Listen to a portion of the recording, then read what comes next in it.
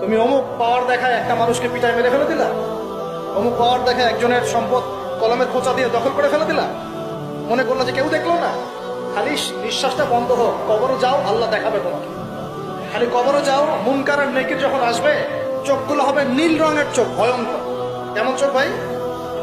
নীল রঙের ভয়ঙ্কর চোখ। আমি বলি একটা হাদিস, কোন একজন নবী আল্লাহকে বলেছিলেন যে আল্লাহ, আমি মারা যাওয়া কোনো মানুষকে দেখতে চাই, সে কেমন আছে। এটা শুনেন ভালো করে হাদিস। মারা যাওয়া কোনো মানুষকে আমি দেখতে চাই, সে কেমন আছে। আল্লাহ পাক সেই নবীর আরজি কবুল করলেন, বললেন আচ্ছা ঠিক আছে, দেখাচ্ছি। কবরের সামনে গিয়ে দাঁড়ালেন।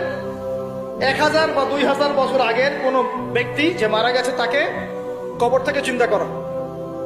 নবী দেখছেন এবং সে ভয় থরথর করে কাঁপছে, এখনো ভয় থরথর করে কাঁপছে। নবীজি আমাদের নবী নন, অন্য কোন নবী তিনি। সেই নবী বলছেন যে তুমি ভয় কাঁপছো কেন? তুমি কত বছর আগে ইন্তেকাল করছো, কি তোমার হালচাল বলো আমাকে। সেই ব্যক্তি বলছে আমি আজকে থেকে 1000 বা 1500 বছর আগে মারা গেছি। আমি ভয়ে কাঁপছি।